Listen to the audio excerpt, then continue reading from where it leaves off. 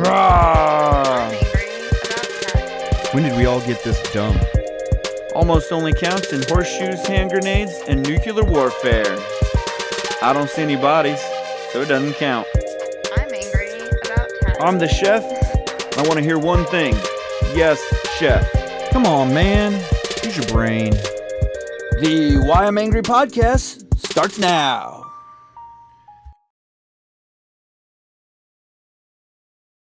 All right, everything moves slow today. That is what today is. It's everything moves slow day.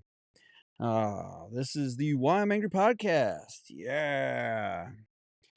This is the chef. I am here in the Freestyle Man Cave studio, in lovely Ohio. So we are, or I guess I'm coming on here live tonight by myself. I'm kind of a little behind here. Just spilled my root beer as I was hitting the button to go live. If you are uh, on uh, anything or on X or anything, we can't go live on X right now, so we do put a link on X so that you can get to our podcast live. We go live on Wednesdays at 5 if you're just or Wednesdays at 8 if you're just getting on here for the first time, or if you're just getting on our podcast for the first time and this is the first time you're hearing our podcast. We appreciate you getting on. The little ads that you have to listen to, I apologize for, but we do need to make a couple bucks, and honestly, right at this point, that's about what we make out of those. Every month we make about buck 25. If you want to help us get a few more bucks, you can get our exclusive um kind of podcasts, get our little in between podcasts where I get on and I'll say something and or give a comment or reiterate something, or I'll talk about like the debates and stuff like that. I'll get on like the day after or that night or something like that, and just give my opinion what happened. Kind of dissect it in a way that's a little. It's still my opinion. It's news is always going to be an opinion, but at least dissect it in a way that you're seeing it through the normal person's eyes. You're seeing that there is you're not getting the spin for one side or the other. I'm going to tell you, if one side did terrible and it's the side that I normally follow, I'm going to tell you they did terrible. And if the other side did terrible, I'm just going to tell you they did terrible. And if they did great, I'm going to say chalk it up to a win for the bad guys, for the other guys. And honestly, I don't really have a side as much as I try to decide what's going on. And so get on there. We have a link on our Facebook page. I'm trying to get a link everywhere for that, but that's on Spreaker.com at Why I'm Angry Podcast. Dot or Why I'm Angry Podcast on Spreaker. They have a join, and that's $2 a month, and that helps us to honestly get some ads out, get more people on here, get more guests, things of that nature. I'm working with getting Moggs back on here. He's always a really intelligent source of knowledge. Um, Actually a doctor, you know, a medical full-on doctor. So, probably one of the more intelligent people that we have on the podcast. Not, saying that anybody else is less intelligent, but, so get on. Whyimangry.com is down at the moment, and we do apologize for that. But we are working on the funding and things of that nature for that. So your $2 a month would go towards something like that, helping out with getting us up and running again, getting the merch store back up and pushing, and all that good stuff. So if you'd like to buy merch, or if you want to help out beyond $2 a month or anything like that, email me at whyimangrypodcast@gmail.com. If you have any questions that you'd like to ask about the show or what's going on, let me hit that button. But enter them in the comments. Um, I get most of them come straight to me, and right into the broadcasting studio here. Especially the ones on Twitch and YouTube. Let's see. Looks like, yeah, we got Facebook going. For some reason, there it is. There it is. Facebook's always a little bit slower, but they always, they all come straight to me.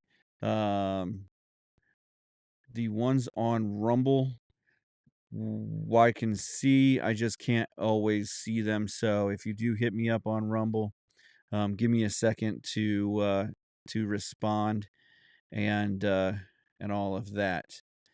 So I do shoot everyone from X to Rumble. It is kind of where we get the most following. Um, so that's where I'm at on that. Plus, they do help with they do monetize our podcast so that we get a few more dollars, and every little bit helps. All right,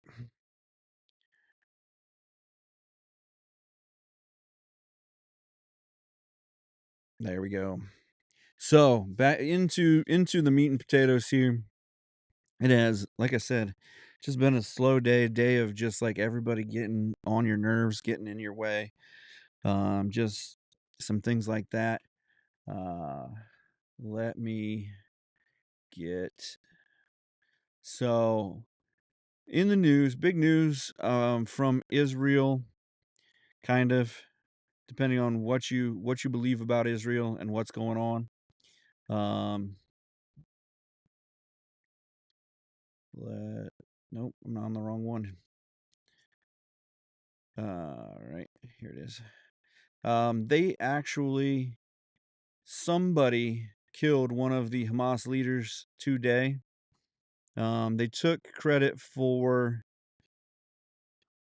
one of the leaders being killed. One of the leaders being killed in Lebanon, I think it was, um, the other day, but they have not taken credit yet for the one that was killed in Beirut last night. Top political leader outside of Gaza, Ishmael Haniyeh, probably killed his name, was killed in Tehran, according to separate statement from Iran and Hamas. Um, Israel has not commented on it yet, and they still, at the time that I checked it, that was this morning, and they still hadn't commented this afternoon yet on it. They did say,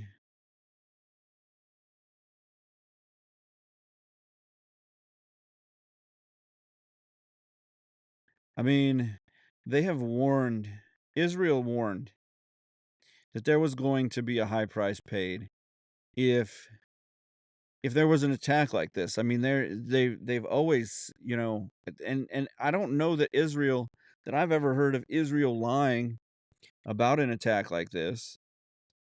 That they were going to that there was going to be anything but, force met with force. So when you start to see high level Hamas leaders start to die, you know that this this is this is the retaliation. This is, all of that other stuff is to stop the war from happening later, keep their people safe, all of that. When they start killing all when high level Hamas leaders die, and you're like, Mm, it could be Israel. Th This last one, they shot a rocket into the room and blew it up. He's dead. That's Israel. They could have probably shot a sniper round in there, and he would have died, nobody would have known, nobody would have had to say anything. But they blew up the room. They're sending a message, and they did it in Tehran. So there isn't like, obviously they may not say that they were there and killed him. They may never admit 100% because they can't admit that they were on another sovereign country's property. They were operating their military or their Mossad or CIA, whatever they're calling it these days. But they can't say that they were on another another country's, property operating in another country's borders without then saying that that they didn't respect that country's borders to prosecute somebody that they wanted to prosecute. So if they were a known terrorist, then they couldn't operate in their borders. They would have to go to that country. I mean, that's the proper protocol.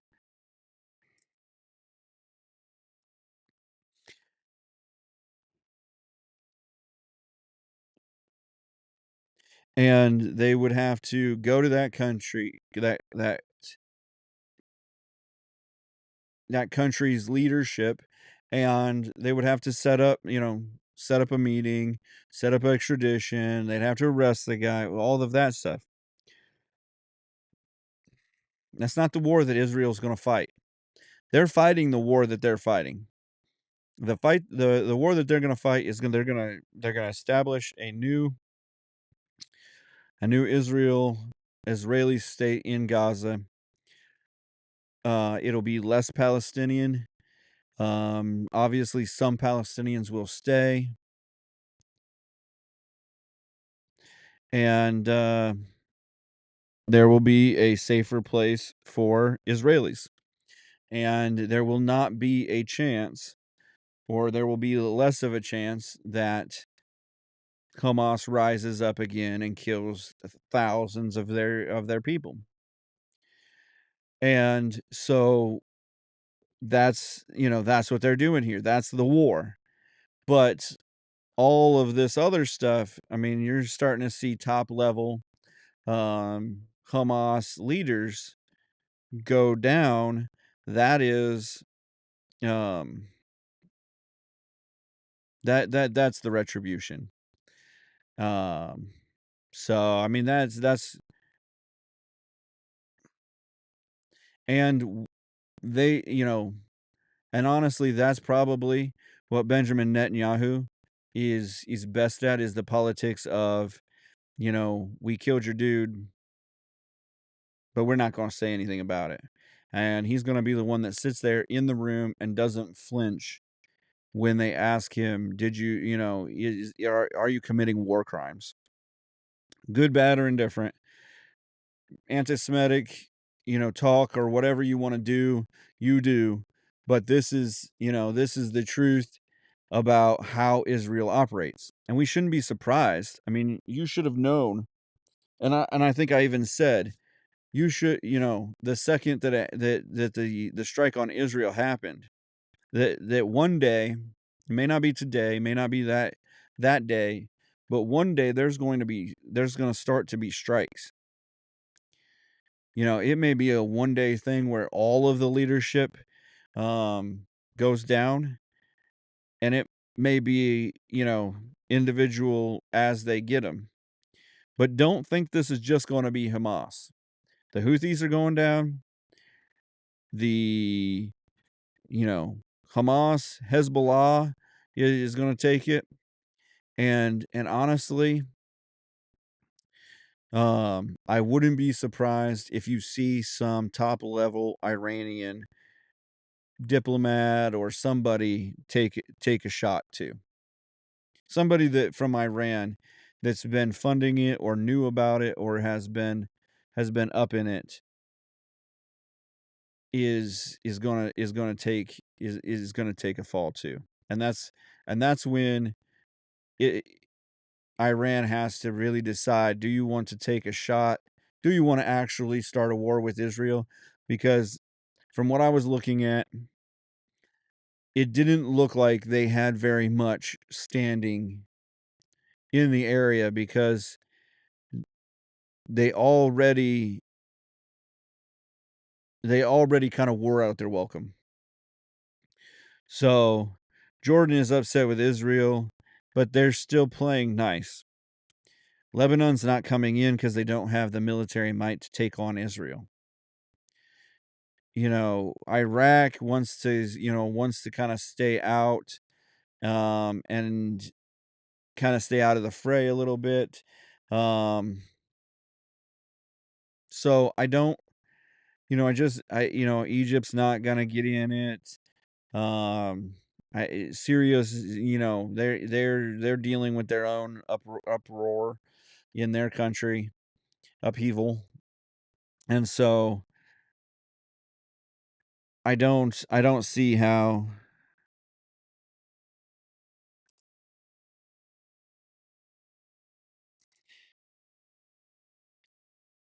I just don't see how it's going to play out well for Iran, and I think they're gonna have to end up, unless they really, unless before the end of his term, Uncle Joe gets all this money sent over to Iran, kind of like the whole Barack Obama trying to send 198 $98 million or whatever he was trying to send in his last executive order to Iran.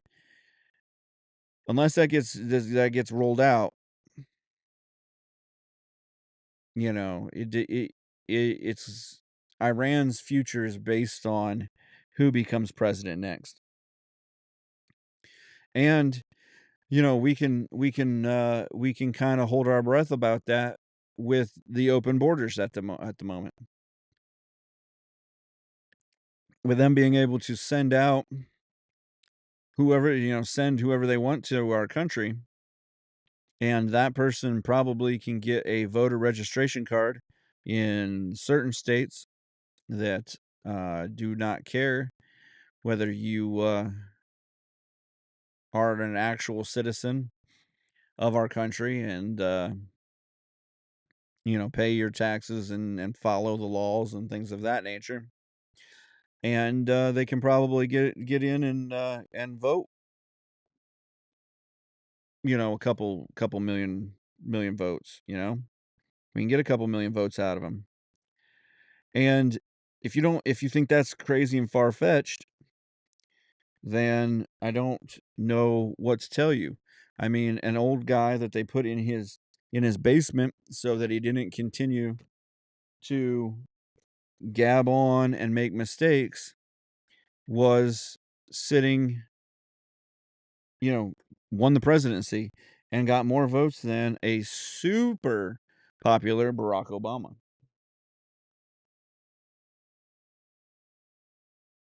Now, maybe they didn't stuff hundreds of millions of ballots.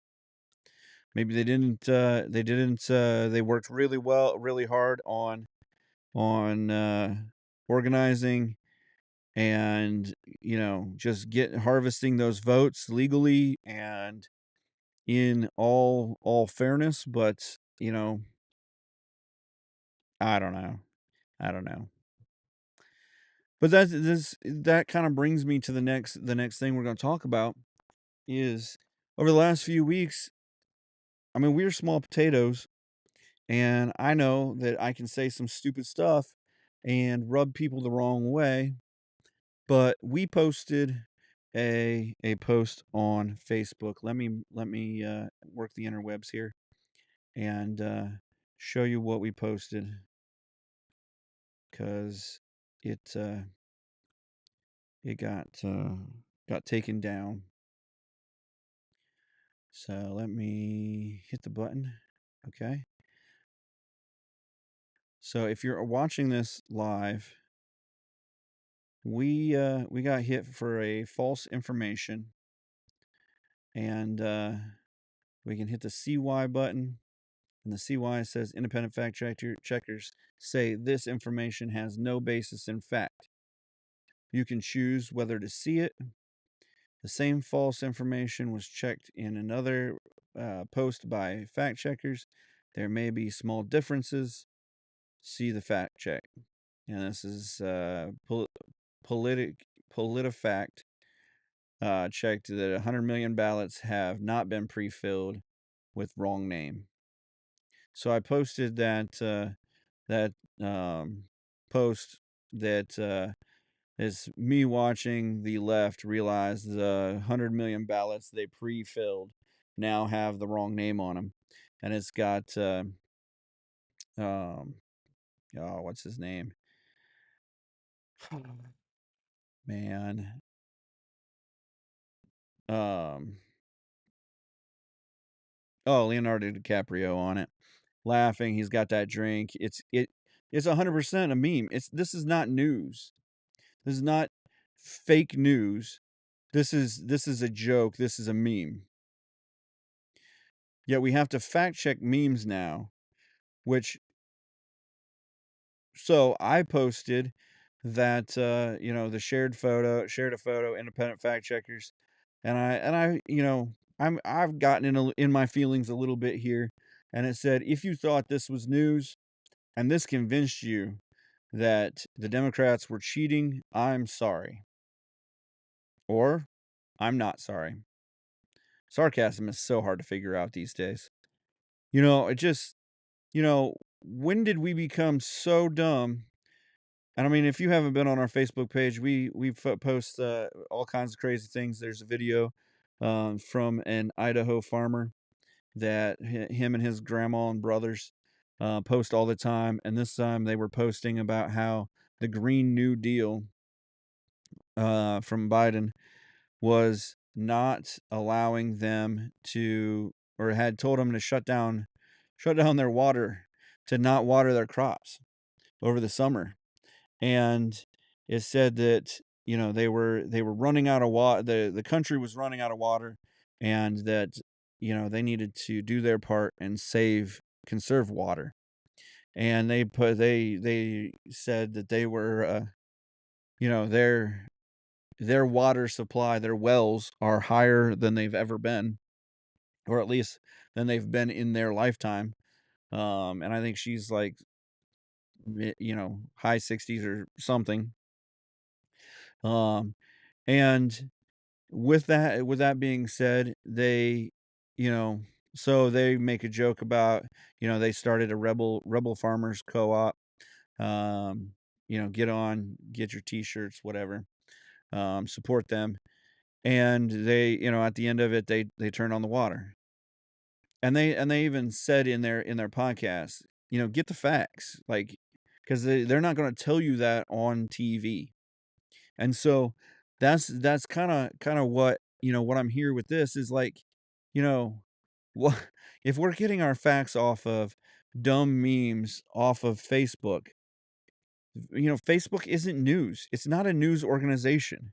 It's not where you go to get your news. Now, if someone posts a link to a news organization and you go to that for your news, that's whatever. If your news organization is lying to you, that's fake news. It, and that's where we should be fact checking. We shouldn't be fact checking memes. What if I went to somebody's Facebook page and put happy birthday? And it's not their birthday. Well, that's not facts. Let's fact check it. Oh, it's not his birthday. Take it down. We got people wasting their time doing that.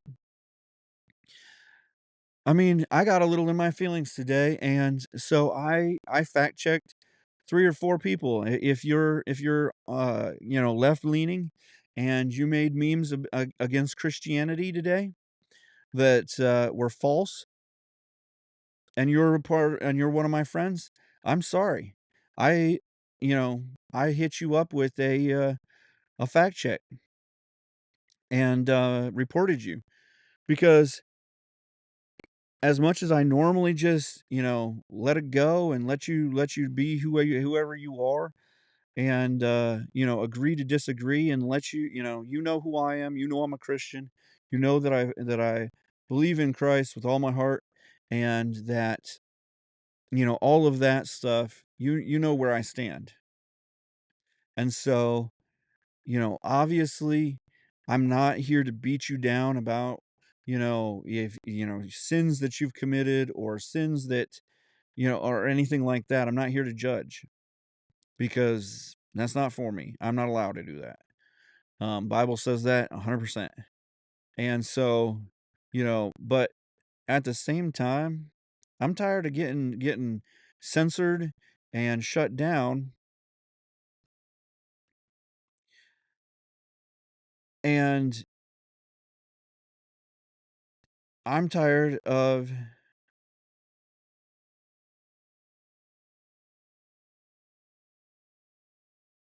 I'm tired of getting shut down and censored, and there's no catch on the other side. You can post any crappy lie you want about um Christianity or whatever, or even any other religion except for Muslims. Don't say anything about Muhammad cuz they're crazy. But you can say whatever you want about Christianity and lie all you want about it. But there's no, well, you should be loving. It says in your 10 commandments. No, it just says I can't kill you and I can't hate you. Well, I can still fight back a little bit. I can still live my life in my space, which is sad that Facebook has made me want to go back to MySpace, where you just throw music on there, you do your thing, you a funny, cat meme or whatever, and you don't look at it as news. Plus, you had to go to the people's pages you know, so that you could actually, could see what they were doing. Their stupid crap didn't just normally pop up on your page. I mean, you can post something dumb like, "We let the Christian zealots run the world at one point. It was called the Dark Ages."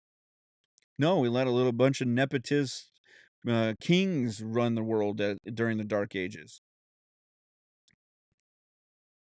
There were some Christian crusades during that time that fought back Muslim rule.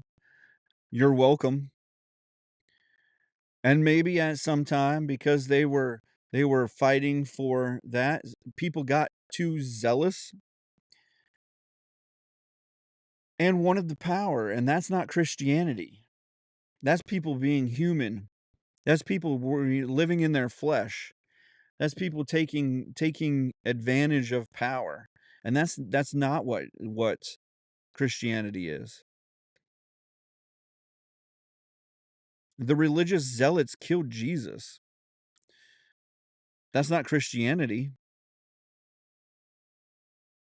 That's being a religious zealot. That's being beyond what you're actually supposed to be.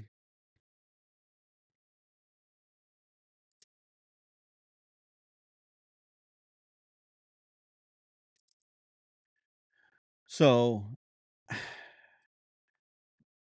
like I said, I got in my feelings. I shut some people's Facebook posts down because they posted junk, and you know, I apologize if I shut your post down or got it fact checked or whatever. But it's honestly kind of I kind of got I got to check. So they've been talking about this comment that Trump made saying that, and when I heard it, I thought they're going to jump on this, and if they don't jump on this, they're probably stupid, which we know probably the case in the long run anyway. But there's a comment that President Trump said about that all of these migrants are coming in and taking black and Hispanic jobs. Well, he could have gone one step farther and said they're also taking, first time kids, younger people, minors jobs from their first time, people that should be doing dishes and things like that. They could, and working for lawn care, all of these jobs that a lot of times pay in cash under the table that these migrants can get without having a green card or a social security number, or until they can get those at the Mexican restaurant in the back table. That's they take those jobs, and they take all of everybody's jobs, and so you know the problem is that we're not getting our youth these jobs. We're not getting people who need to work a part-time job, or need to get a side hustle, or need just a few hours, or need, you know, a menial job. Right now, because my wife is makes a decent amount of a decent wage, and I can take care of our daughter, but to cover some of the side expenses, I need to take a a menial job, something that doesn't really make any difference in the grand scheme of things, and I don't have to think about it too much, and I can work a couple hours a week or so and make okay money on it, and just, cover some of the bills, like, honestly, are streaming, the streaming TV or the internet, or I try to cover I cover the podcast expenses, because podcasting isn't free. And if you want to help out, you know, you can get on our link here and help us out. But and I'll put that link in our comments. Just shameful plug. But you know, beyond that,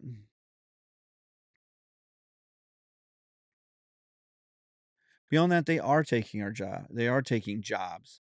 And I watched on ABC News today. Cancel. Copy link. I watched on ABC News today a couple of the reporters talking about how just disrespectful and how racist it was. And okay, he did only mention those races, but he was talking about how he was at a black um, writers association meeting. They invited him to come and talk to them, and he was there talking about that subject. They came out and asked him that right off the bat. Obviously he's not going to shut it down and walk out on the first question, and then they get the optics of him being an angry whatever. But his answer is that that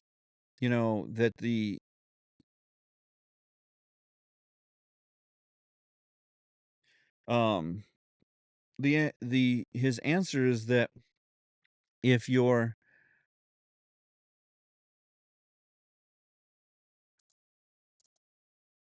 just a second here. His answer is that If illegal people are taking jobs from anybody, it's not great.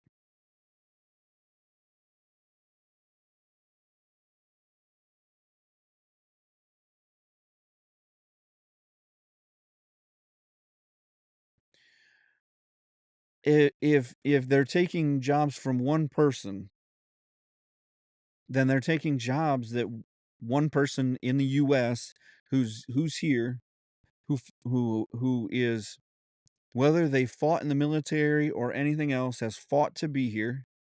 They're alive, they've survived, anything else in life, and they're here. Whether you consider it you won the lottery for being born in the US, which you're blessed to be here, but at the same point, you're here and you were here legally. Now, if if if you came here illegally and you fought to become legal, well, good on you. I you know I applaud you finally getting to, going through the rigmarole it takes to become a naturalized citizen. So, it's just one of those deals where it's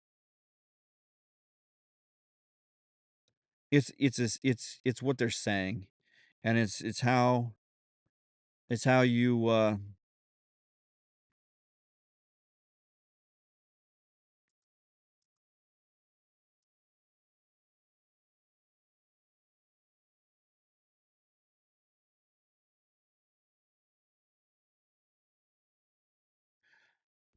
it it's how that it works. You catch him in talking about the people who are there. You catch him in talking to you guys, and then you can say, "Oh, he literally just talked down to the black people because he said, you guys should be upset because they're taking your jobs." Well, yeah, I'm pissed off that they're taking our jobs. And, if you're not upset that they're taking our jobs or your jobs, then, maybe you should start questioning your patriotism a little bit because you're not, uh, you're not worried about this country. There needs to be some if you want to raise the wages, don't raise the wages with a fake high minimum wage.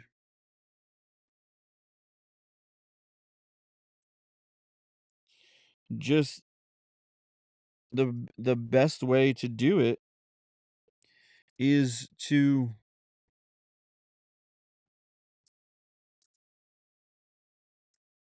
the best way to do it is just I is to have too many jobs available.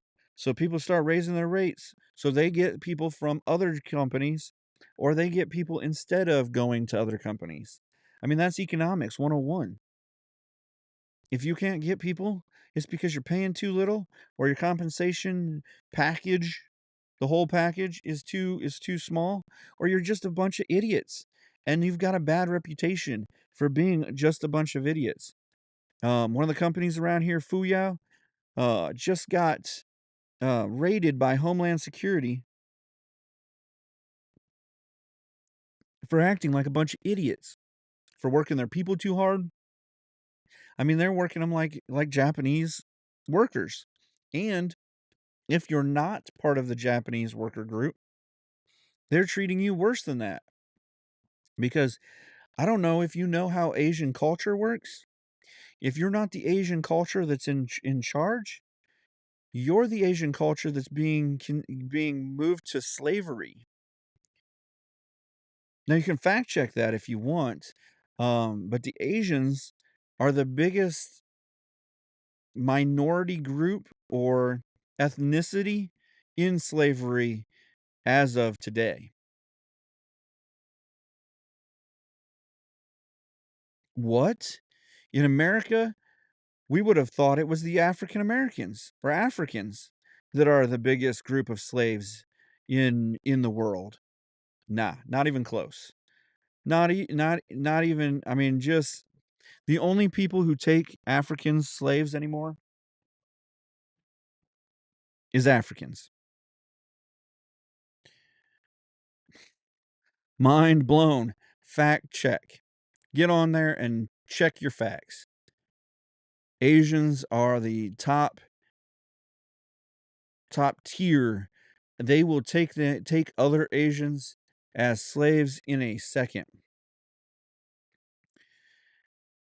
And we, as a world, as a country, as that is a big world player, we've started wars over countries who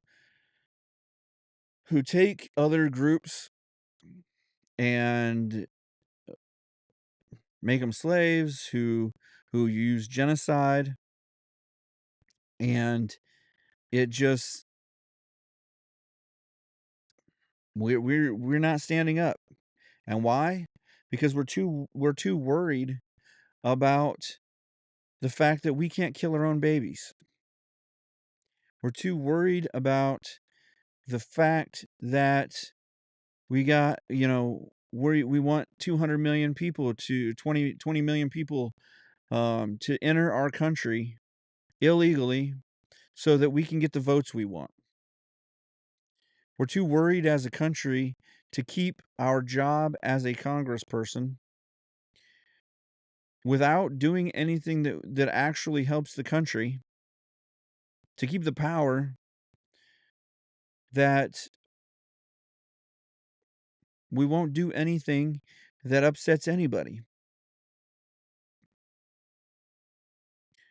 We're, you know, we're too worried as a country that people will see what's going on and stand up against it.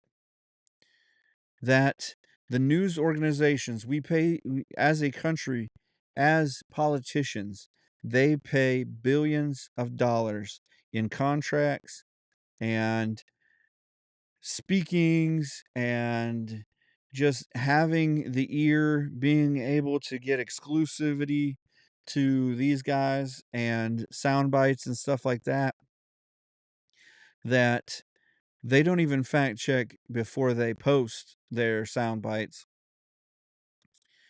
but they get paid to just shut up and not report the actual news. They don't report the Asian slave issue. They don't report the that our population of people are being sold into slavery and they're being taken in sex trafficking.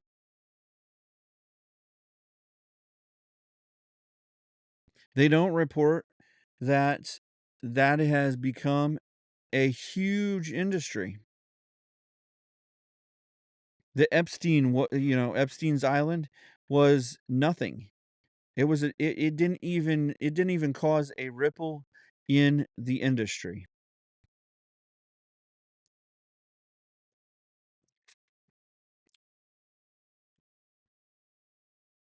Yep. But we're going to report that JD Vance said some things about Trump that he won't take back 30 years ago, 20 years ago. I don't know how many years ago. He doesn't seem that old, so it's got to be only like 20 or 10 or 15 years ago. I think he's only 46 or something like that. And Trump really has only been in the political scene for the last like 8 years, 10 years, maybe a couple more years than that. And so, but we we whine. I mean, like, who cares? Anybody on the conservative side that's voting for Trump and JD Vance don't care that he didn't like Trump. as a candidate. No one cares. Like I said, there there's something that I can't put my finger on it about him, and maybe it will and maybe it won't come out and uh and whatever, but that's not it. I don't care if you didn't like Trump. Personally, Trump isn't my favorite person either.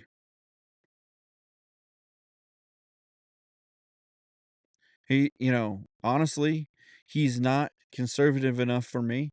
He doesn't follow the Constitution quite tight enough for me. But in this time, he gets the job done because he's not bought and paid for. If he gets, if he can get the Congresses and the Congress can actually, actually decides to do something, because it doesn't help to have the Republican side anymore. There's about I'm gonna be optimistic, even though today has not been an optimistic day. I'm be optimistic and say about 3/4, maybe 2/3, are still fighting for the good of the country. At least they're trying to work hard enough to keep their jobs fairly and get the votes that they need to keep their jobs.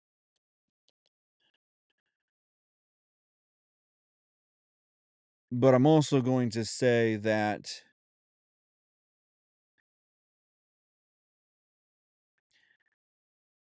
I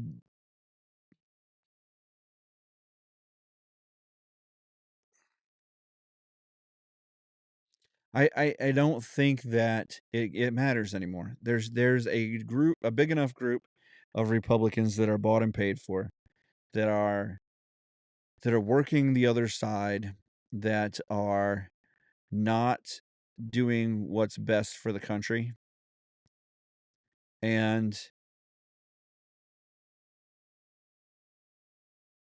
they're they're just not doing what's best for the country. And so we're, we're we're sitting here and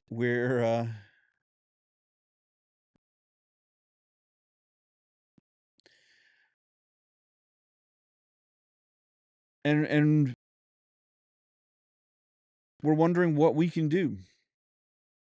So we that's why the name of the podcast today is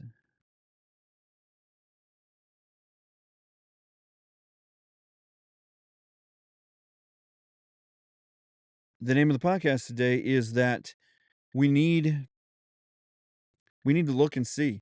We need to see that Facebook is not a news organization, and when they start to censor you because you post a comical meme, then you realize that you can't even be a comedian. You can't, because comedians are just observing things and then satiring it into, Mark Twain would have been censored.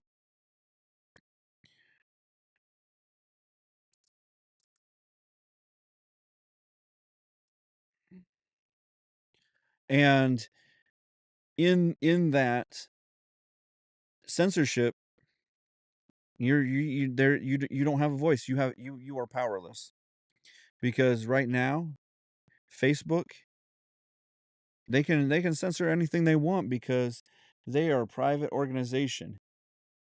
And because they're a private organization, they don't have to abide by First Amendment rules. And unfortunately, because the country doesn't have an open public, you know, forum that the country wants to run or whatever, and not unfortunately, but not unfortunately, but, honestly, there isn't a public forum online. You can go online, you can post something, and they can, they can censor you there too. The only place you have the ability to actually control, what you say is in your pillow at night. You go out front, you say something that somebody gets offended about, and they call it hate speech, and the police can come and take you away. I have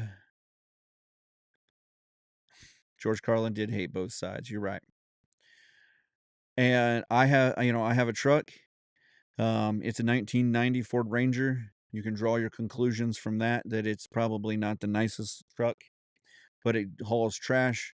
It fights against the weeds in my yard. It hauls anything I need it to haul, and I don't need a giant truck, and I enjoy driving it. And so I had it parked out of the way for Christmas lights, and I hadn't really moved it since because I need to put a new alternator in it. And honestly, um, until the podcast gets moving, until my gig job makes has more gigs and stuff like that, I I don't have the money to fix it, and so I parked it in that I left it in that bush, and the bushes kind of grew up around the back end. It's still movable, honestly, because somebody called the police on me, and I had a sheriff pull up to my house and tell me I had to move my truck or they would tow it. In America, you can't park a truck. And he told me that,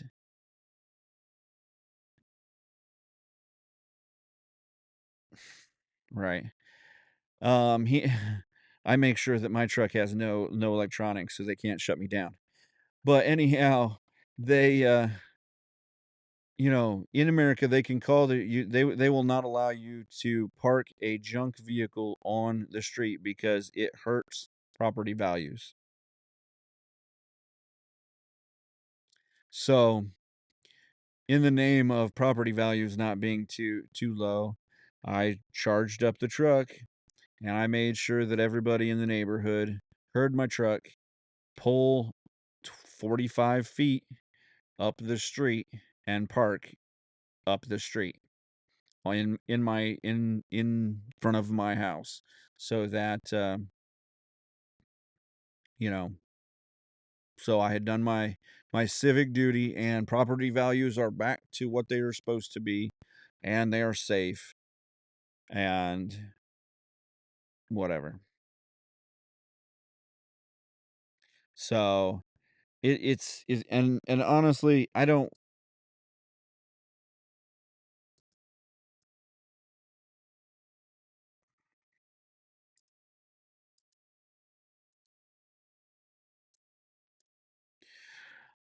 So honestly, I mean, I don't care that it's that it's about property values or whatever. That's it can be whatever it's about.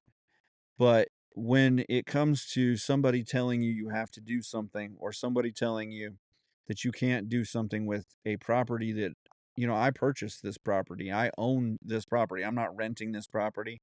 I don't, other than I said the other day, you're not, if you own your home, you don't own your home. Even if you own your home outright from the bank and everything, you still leasing your home. You're still on a lifetime lease of your house that you may be able to transfer to your kids someday or whatever. but the country, the actual property is owned by the government. And if you don't believe that that's what they see, then look at eminent domain. Look at, you know, anybody that, lives next to the highway where they just keep encroaching out more, adding more and more lanes, taking more and more easements. You know, you lease your land from the government because you live in this country. Now, some countries, you know, I don't know right off the top of my head, but I do know some island nations, you can own your property and they can't, they cannot add they can't be on your property if you call them off. There's other countries where, they'll come in, knock your door down, shoot you on the spot and take your property.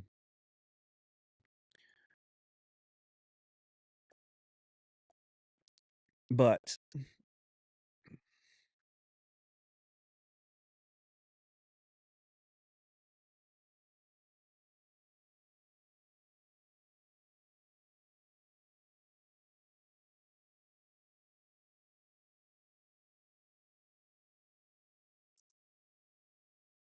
sorry, dealing with issue.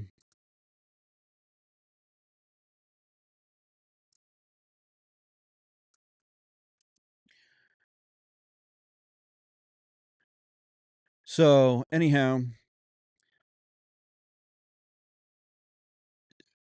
like I said, you don't own your property. You don't own that, anything. And so if you think that you have freedom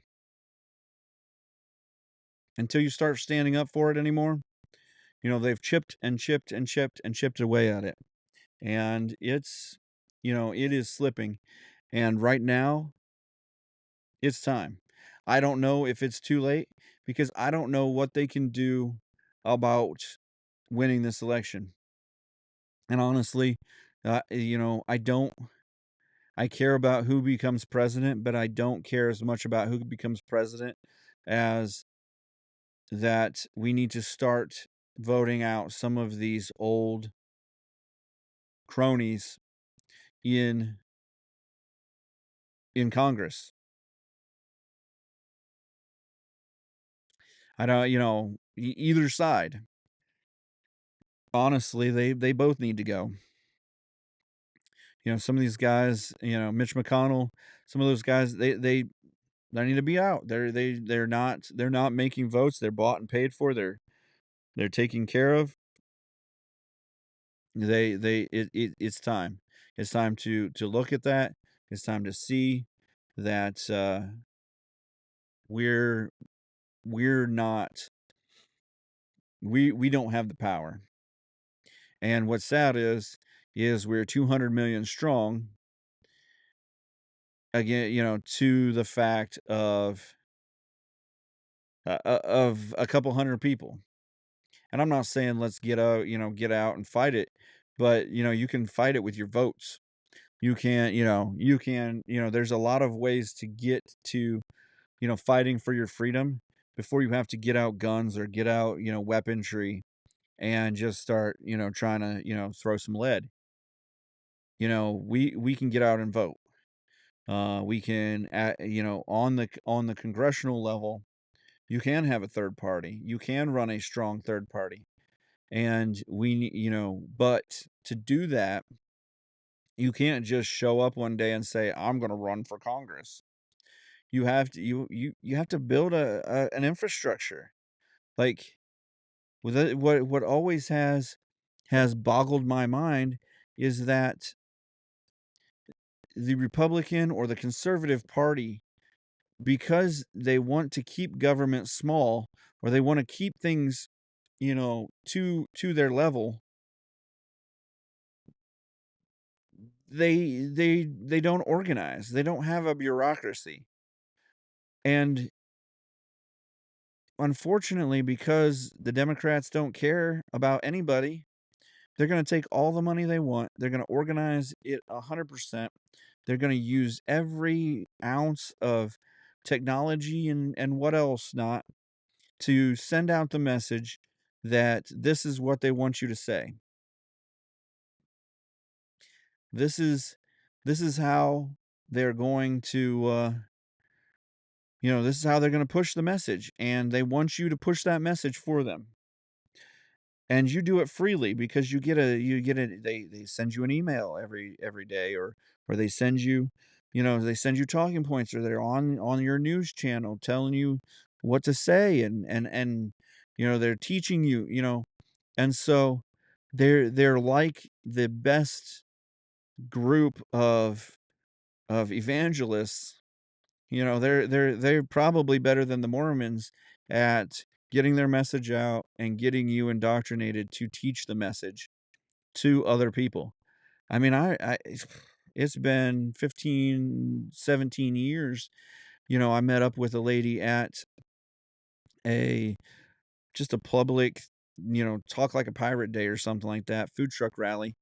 And she's out there, asking me this, and they're talking about when AIG was bought by by the government, or bailed out by the government, and then the government, which was part of the going down of the of our country, part of starting bad precedents that she's like, oh, I don't, as a country, I don't want to buy an insurance company because Bush bailed out AIG. And I'm like, but you do want nationalized health care, right? Well, yeah, that would be great. That would help.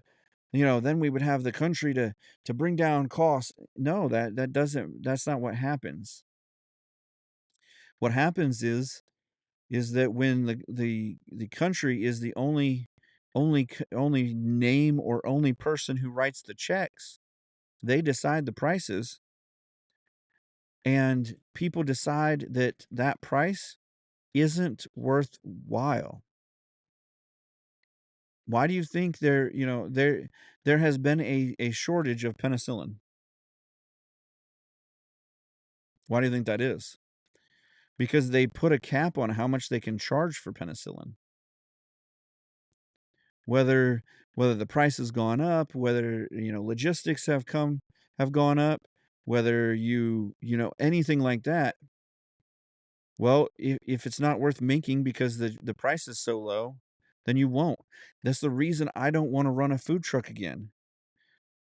I don't honestly want to work that hard in the restaurant industry, because selling a 900 a $90 burger, how many do I have to sell to make $90,000 a year? Well, I gotta sell a heck more a ton more than 10,000 of them, because I got all these costs on top of just paying me money.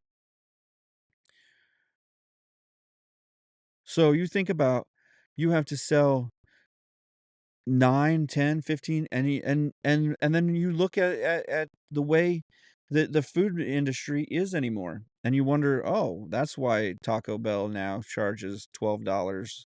My meal at Taco Bell went from $12 to 22. Me and my wife used to be able to eat at Taco Bell, just a quick snack, just couple tacos, couple burrito, just get full, not buy anything crazy, 12, $15. It was like $27 the other night, and I got 2 things, and one of them was a Taco Supreme, which used to be 79 cents. I mean, that's a long time ago, but used to be 79 cents. So, and that's the truth. That's economics. If something's not worth making, nobody's gonna make it for the good, or not very many people will make it for the good. And so if not very many companies are making it for the good of the people, because they just love the people, and that, $50, $100 penicillin that you can get. They're just taking a loss on it. Well, there aren't that many companies that can take the loss on it. And unless the government is going to mandate companies that sell drugs to make every kind of drug or that kind of drug, then they're not making it. And that's going to happen far beyond just the penicillin. That's going to happen in all kinds of drugs. And being one of the leaders of making of producing drugs in the world, we're going to, as a country, lose that. We're going to lose that status. And then where are we going to get our drugs from? They got to come from somewhere. Well, where are they going to get them? From China or from wherever? And then we're going to be in this situation where we tell China that they sent us an epidemic, and they say, no, we're pissed off that you keep telling people that it's a Chinese virus, and they're going to stop sending us the antidote.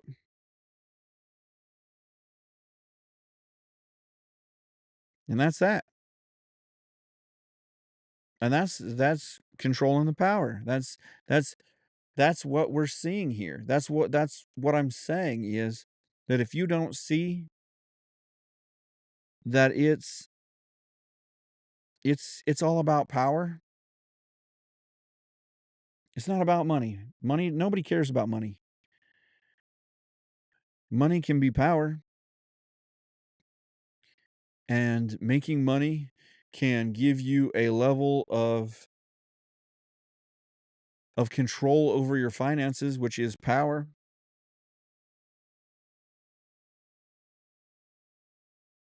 But no one, no one cares about the actual making money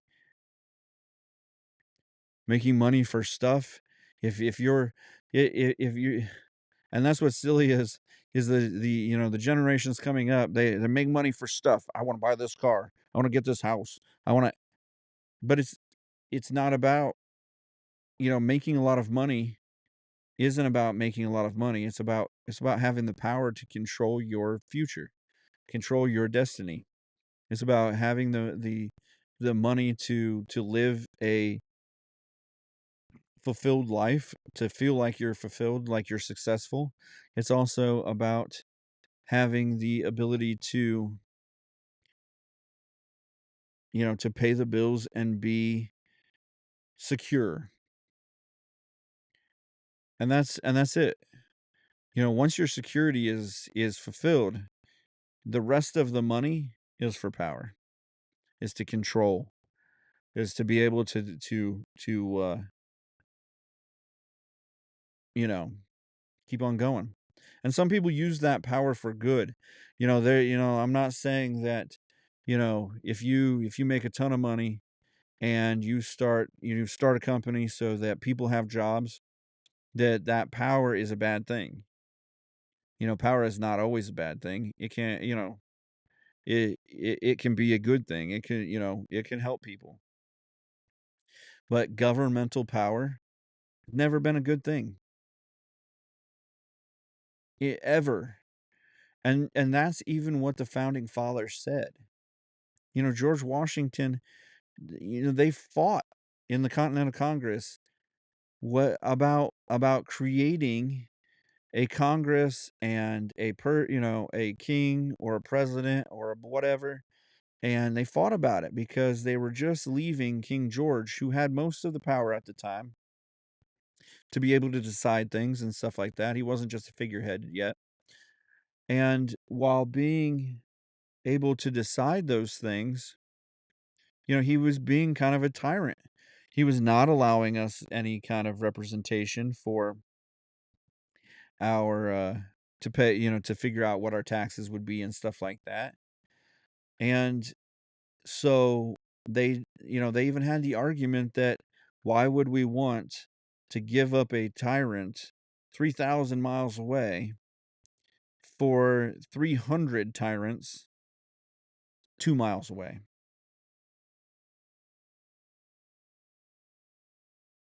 And the answer is you wouldn't. But we have now because there is no time frame on how long you can be a senator or a congressperson or a House of Representatives. So Congress kind of takes over is the Senate and the House of Representatives. And so there's no there's no time limit. So once you get in, your time limit is as long as you can keep your name recognition high enough so that people continue to vote for you. As long as you keep yourself out of the news as one of those guys, then most likely you'll get voted for again as the incumbent. And so you continue to use your power. But you use your power sparingly and only when it either doesn't show you in a bad light or when you get to do it without any recognition at all. Because if you do it with recognition, one side is going to be upset with you. Now, if you live in a place that is strongly to one side or another, then obviously you can do more to whichever side that is. You can kind of pander to the larger constituency. But that's what's happened is on the Republican side, a lot of people have started to pander to the larger constituency, which is now Democrat. And so you're seeing that.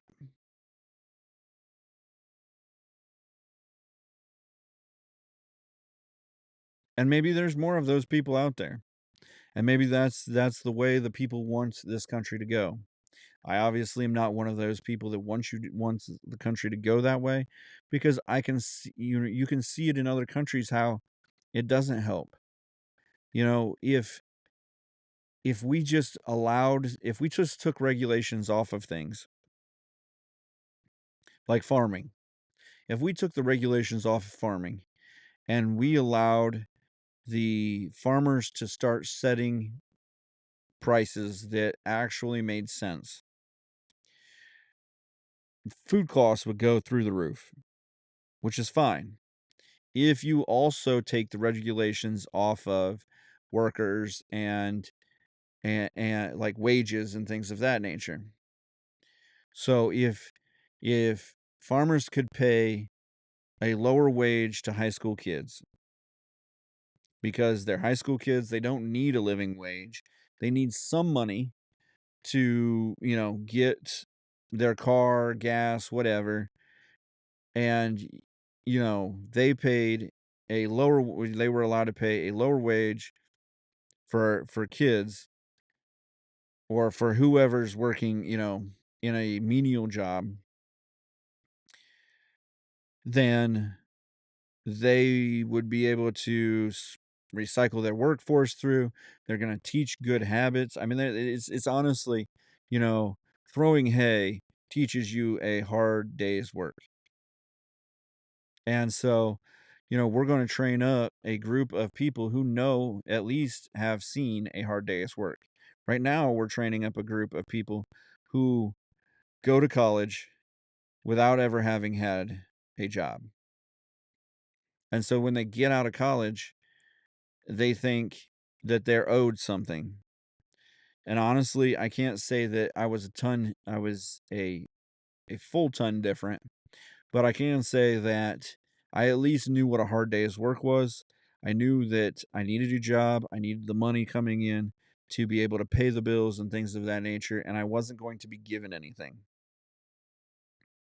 Yes, they had told me in the interviews for the college that, you can make $100,000 as an executive chef. And they're not lying 100%. But they're not everybody's making hundreds of thousands of dollars as an executive chef. And not everybody's making hundreds of thousands, no, not everybody's a celebrity chef. Not everybody's getting on the Food Network. a couple hundred chefs at most get on the Food Network work every year. And so it's not that they're really lying, but they are telling kids who have no way to know any different. They're selling them a bill of goods that probably won't happen. Mm. And so we're doing that a lot of times. And I came out of college, and then, at that time, minimum wage was like, I don't know, 650 or 675 or something like that. And I think they gave me 750 for my internship.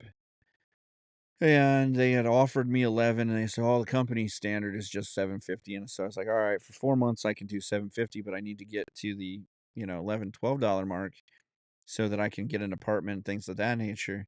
So when I got out of the externship, they gave me 850, and that wasn't a living wage, but I wasn't working a menial job.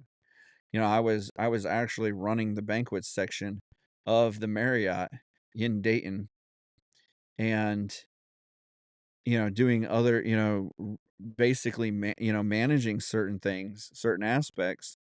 And, I'm getting starter base salary. And I understood that I would have to take some lumps, but I wasn't, I wasn't asking for a chef's salary. I was just asking for enough that, my car didn't have to run on water and oil and gasoline at the same time. That I didn't have to have a blown head gasket to get to work every day. So, I understand that, starting out is rough, and you don't want to start out that way, but, how many thousand, to be a great whatever you're going to be, you've got to put in the thousands of hours to become the expert. And that's the difference between, the expert and the guy that just learned it. I piled thousands and thousands of 6-ounce pasta bags into a cooler for a year. I cut thousands of pounds of sausage into little rounds for a year or two, getting things ready, prep, cutting onions, cutting potatoes, I talk about, the base of my cooking started in a kitchen where I made 25 gallons of French onion soup almost every week. And we made 12 pans of full hotel pans of mac and cheese, every other day. And so, or I was, when I was a baking assistant, we made, you know, 90 dozen cookies, at Duquesne University. And we made 8 pans, up to 12 pans of Rice Krispie treats that were going to be cut and individually packaged, as 3 dozen per pan for the same university. And so, you know, it it's all about, the volume and what you do. And so when you get out of college, right now, if you have no work ethic, then you're going to come in and say, "Well, I have a degree." Well, at this point in life, everyone that is over 40 has some kind of degree.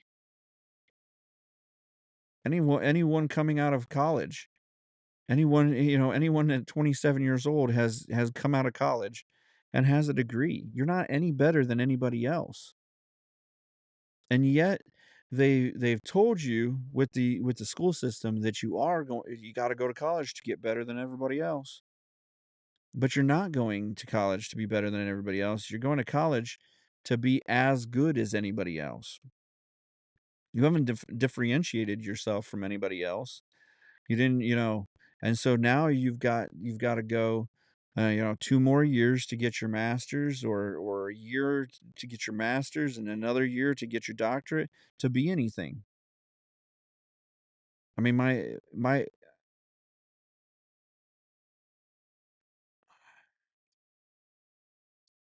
boss wanted or my wife wanted to whoops. My wife wanted to, get work in the mental health field, and because a lot of people go into psychology and get a psychology degree because not that it's not hard, but it's it's almost a medical style degree without having to go into the medical field. You do um, some physiology or anatomy and stuff like that, but you don't have to do the full on doctor stuff. But to get anything in that degree that's not entry level, you either have to go to HR, which they're going to want you to either recruit or you're going to talk, because you have a knowledge of how people react to people, um at least a base knowledge. And so they're going to want you to go into something like that. But if you don't have a full degree, like if you don't have a master's or a doctorate, you're you're not going to you're not going to work in the psychology field. You might get into some kind of like social working assistant or something like that, but y- that's it. You're not your degree isn't any better than anybody else's. And so I think just it's just the sad crux of it anymore is that they keep telling you this. And what's even sadder is that we've got kids coming out of college with a home mortgage, 200,000 $200,000 in just in bills, like already set. And you how are you going to buy a house when you already have a house that you have to pay that called your education? That's the biggest killer of the American dream right now, is that you just came out of college not knowing even what you wanna do with your life. I mean, who at 18, other than people who go into the military, which have no choice because they've gone into the military and they have to at least put in their first 2 years, but other than those people who have a career path written out for them, know what they wanna do with their life. And you're gonna go and spend $100,000 at least to get an education on something that you may not like, and so you're gonna switch, and then you're not gonna like you may not like that, and so you get into 3 different majors, which then cost you more money, and you come out of it still without any actual work experience, unless you're smart enough to get a job. But the way that they run the the academics in a lot of these colleges, you don't have time to get a job on the side. I mean, my wife is a superhuman because she worked a full-time, full-on job while helping support, my dreams in the food truck and going to school full-time to get her bachelor's degree in psychology. And so, like, most people don't have that. And so, you don't ha you either can't get it. I mean, 12 hours a day, she was sleeping in her car. How much do you want it? Sometimes that's what differentiates you from the other person. It's not your education or that, it's who you know and how much you want it. And if you don't want it enough to sleep in your car or do, you know, then it's not for you. You can just go find another job. Don't spend the money because you literally spent like I can't emphasize this enough. You literally spent a house payment or a house amount of money on your education. And she was smart. She went to community college and transferred to a little bit bigger college to get her bachelor's, a better known college to get her bachelor's, and did it the right way. But we still have bills. We still have student loans. And,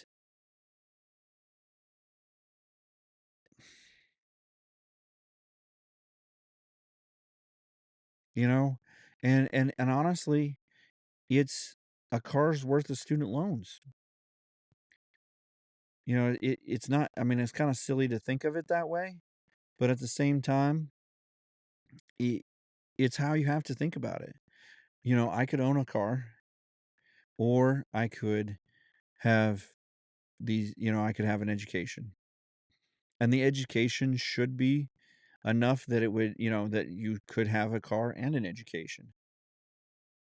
But at this point, the way that the amount of money that you're having to pay on your education, if you get a job in your field, you're lucky. If if you weren't 18 and decided to go into something like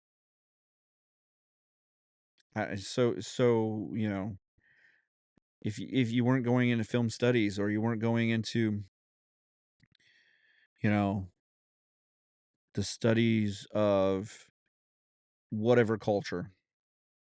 I mean, how many jobs in the world actually study certain ethnic cultures? I, I mean, it's a great study. It's great to know all that you can about an ethnic study, but how often do those jobs come open? I mean, at certain colleges and certain, you know, museums. So you better be sleep in your car excited about this kind of stuff and and push into it like that because otherwise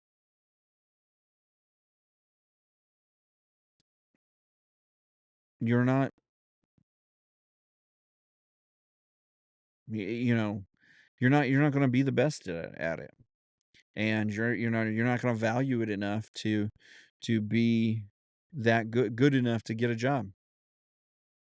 And you're also not gonna wanna take the tiny, the job that may not be the top end job. Maybe you've gotta, sweep the floors at the place, or you've gotta, you're the accepting manager where you have to accept all of the shipments and stuff, and you're waiting on your shot to be the person who actually curates a museum or something, or gets to study, the actual, anthropology. It's just I don't know. So just while I'm talking here, checking a few things to try to get into better news and obviously didn't find it. President Joe Biden yesterday proposed, and I think this is 2 days old. So yeah, this is yesterday's yesterday. Proposed a set of changes to the U.S. Supreme Court, including creating an enforceable code of conduct and setting term limits for justices. A departure from the current lifetime tenure, capping each justice's term to 18 years, which could reduce the chances of a single president shaping the country's highest. And this is it. That's what it is. They don't want a president to have that much power. And so a president who has no brain left is going and this is why we have three branches. This is why we have the three branches of Congress, the judicial and the executive. And then this is what's silly about it is I was listening to ABC, and the reporter on ABC didn't, he I got a gnat flying around here. And the reporter from ABC goes, "Well, we're trying to do our best to, you know, vet these guys, so that, what their legislation's going to be." Well, he's the president. He's not legislating anything. What? You know, read your government book. Like, read the internet. He's a part of the executive branch. He's only there to give advice to Congress about how that they can form and and put laws into place so that he can execute those laws. And then once he executes that law, the judicial system adjudicates that law. They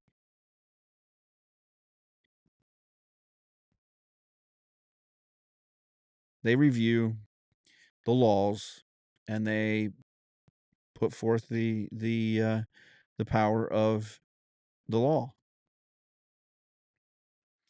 And so he executes the law. He doesn't legislate. He doesn't create the laws. He'll sign, he's got a check and balance so that he can sign that law in, so that there's no crazy laws that the legislative branch doesn't go in and say, well, the president is just a figurehead, create a law that makes the president a figurehead. He can veto that. Or he can do, like, he has the power to pocket veto, which is a precedented law that the president kind of created, as, he can put it in his desk drawer and let it expire. Now, Congress has ways of overriding that with, supermajorities and things of that nature, but so instead of and that's part of the Supreme Court's checks and balances, is that as a judge, you're not supposed to be on a side. You're not supposed to have to look over your shoulder. You're not supposed to have to play to a group of people. This is supposed to be your your best thoughts. The way that your ethical standing is what is supposed to be what comes out. You're not supposed to, play to the right or the left, or play to this minority or that to get reelected. When we put judges on election stands, that's when we see that they're going to adjudicate certain styles. That's when you're going to see stuff like New York, where, well, we're definitely, everybody wants, legal marijuana. So we're not going to, we're not going to, prosecute people with, on marijuana charges. Well, the federal government still says that marijuana is illegal. Your state and state Supreme Court, or your state executive branch, has decided that they're not going to prosecute. So if the national government came in with a law group, a executive police like the FBI, and wanted to start executing the law of the country on people, and federally taking people into custody and prosecuting them, then they could. And there's not one thing the state could do. because their law is against the Constitution or against the law of the land. And in all honesty, if someone came to the federal government and said, "Well, my state, it's legal." No, it's not. That's not constitutional.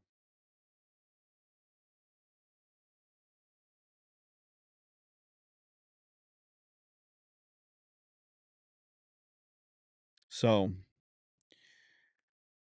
now we want to cap these people at 18 years, which is a long time. And honestly, probably most of these judges don't preside over the courts for more than for much more than that. Honestly, uh Ruth Bader Ginsburg, I think she was in the court for 22 years or something like that. Um and some of those, but she was a left-leaning judge, you know. Not that I'm saying that they stay longer or whatever, but also, I mean, you've got judges that have had mental issues and stuff like that.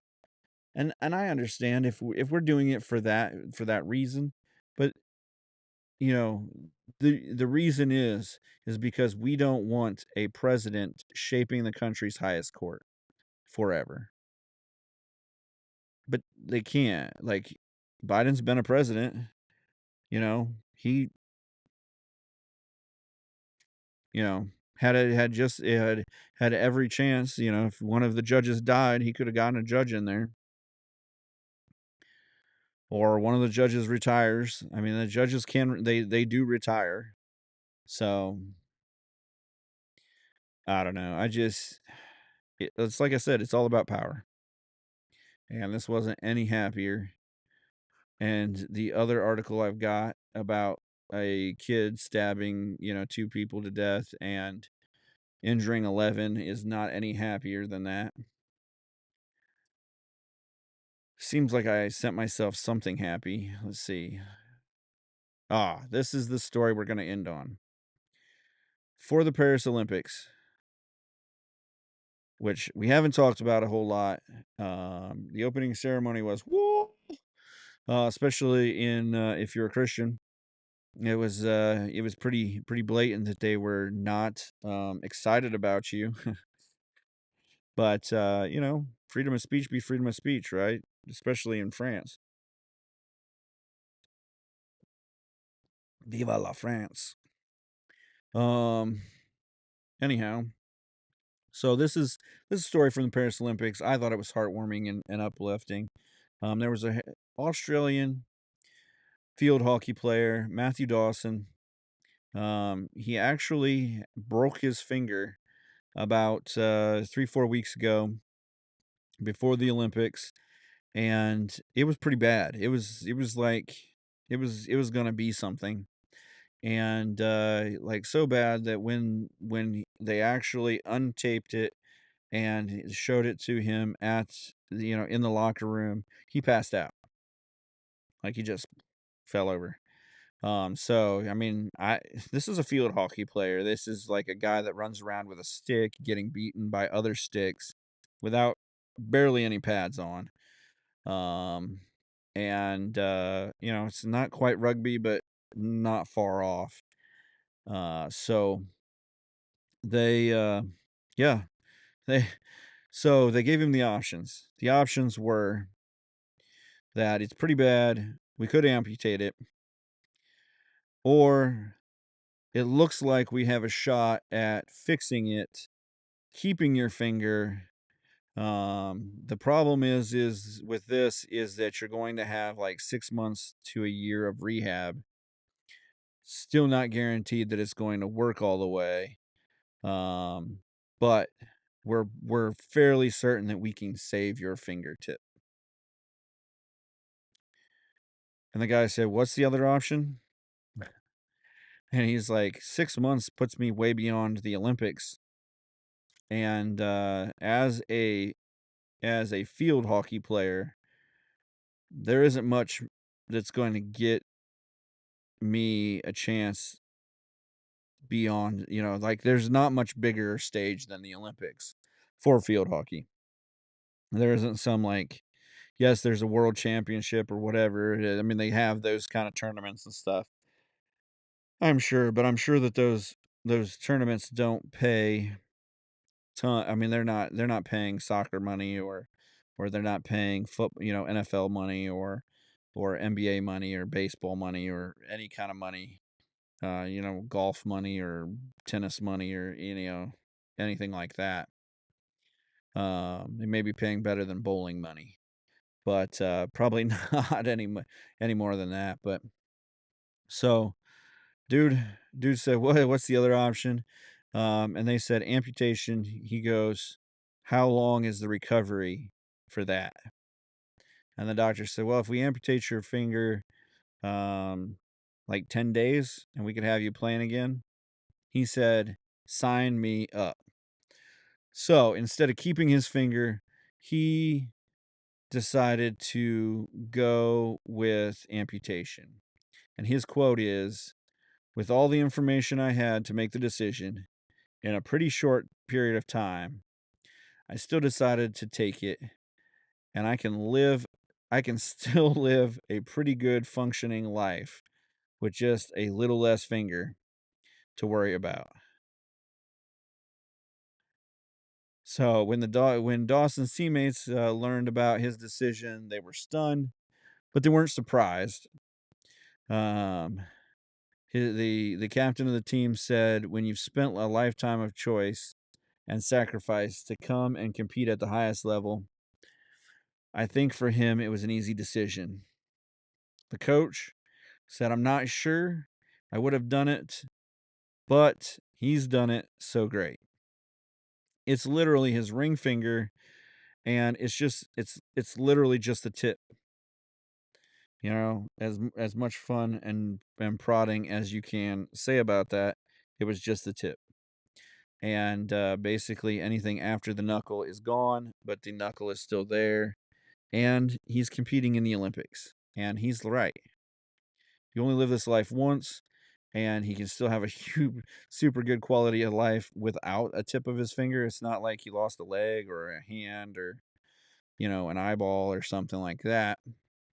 Or he's got concussion issues or anything like that, which they don't say he does. He could, most likely with playing field hockey, he does, but so. And he said, "If taking the top of my finger was the price I had to pay, that was what I would do." So, feel good story. Man sacrifices all his finger, or actually just the tip of his finger, to make it to the Olympics. And with that, you know, I haven't seen what the field hockey has is up to yet. Um, so I think that we all need to root a little bit for the man with a little less finger. Be on the Australian field hockey group. Be excited for them and root for the Australian guy with a little less finger. So again, with that being said, you know, another shameless plug, and then we're out. Get on our Facebook page. Get on our Facebook page. Get in the comments here. Get over to Spreaker and help us out with a little financial help. $2 a month gets you a couple extra podcasts a month. Supports us in our fight to get people a brain, to get people some education, to get people thinking a little bit about oh, Australia lost yesterday in the field hockey.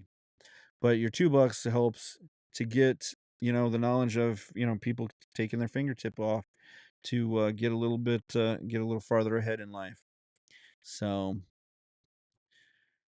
just get on, support us. Every little bit helps. If you can't help financially, um, get on and just like us, subscribe, share us to your page. If you like us, hopefully your friends will like us. Hopefully you're not just a closet guy, closet conservative in your group, or your closet constitutionalists, or whatever you are that you made you come and like us. Um, Hopefully you're not the only one. If you are, send us an email. We'll be friends. And you can send those emails if there's a subject that we haven't hit or we've missed, or just a subject you want us to hit. Coming up soon, we're going to have our conspiracy theory podcast. And with that, send us your conspiracy theories, whyimangrypodcast@gmail.com. Shoot them. They come straight to me. I'll vet through them, see what I can do, get them on our podcast. And, we'll be talking about your news. So remember to follow, like, and share the Why I'm Angry podcast across all social media platforms and anywhere you get your podcast. The Why I'm Angry podcast ends now.